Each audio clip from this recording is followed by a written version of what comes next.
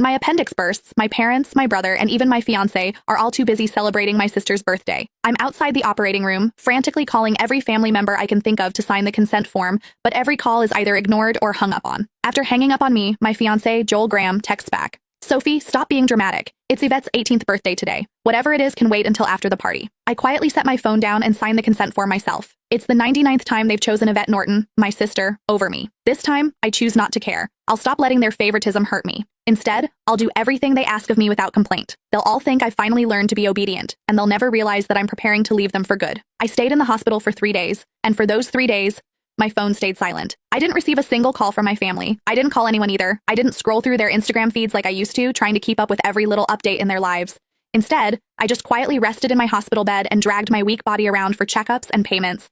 Even on the day I was discharged, I didn't tell a soul. I simply packed my own things, endured the pain in my abdomen, and slowly made my way home. When I pushed the door open, the laughter inside the house abruptly stopped. Everyone was gathered in the living room. My fiancé, Joel, was sitting beside Yvette with his arm casually draped around her shoulders. The moment he saw me, he pulled his hand back and gave me an awkward smile. Soph, you're back? Where have you been these past few days? My brother, Joshua Norton, let out a cold snort. Where else would she have gone to? She just didn't want to show up to Yvette's birthday party. She always has to ruin things for her since she can't stand seeing Vivi happy. I didn't say a word. I just headed straight for my room. Joshua seemed surprised that I didn't argue with him. Normally, whenever he accused me of being selfish, I would break down in tears and desperately defend myself.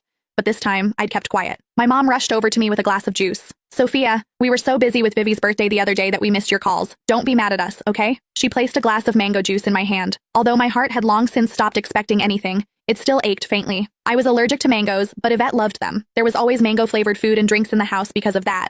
But no matter how many times I reminded them, no one ever remembered that I couldn't have mangoes. I handed the glass back to Mom and quietly stepped back. I'm not mad, I'll just go to my room. Just as I turned around, a loud noise came from the living room. Dad abruptly stood up and slammed his hand on the table. He screamed, "Why have you been walking around with that sour face ever since you came in? Your mother already apologized and even gave you your favorite drink? What's with that attitude? It looks like we've spoiled you too much." My heart twisted, and even breathing hurt. Tears blurred my vision, but I still lifted the glass from Mom's hand and drank it all in one go. I then gently set the empty glass down and wiped away my tears. I calmly looked at Dad. Yvette's the one who likes mangoes. I'm allergic to them, but it doesn't matter. I already drank it all. Can I go to my room now? Sophia, why didn't you say something earlier if you were allergic to it?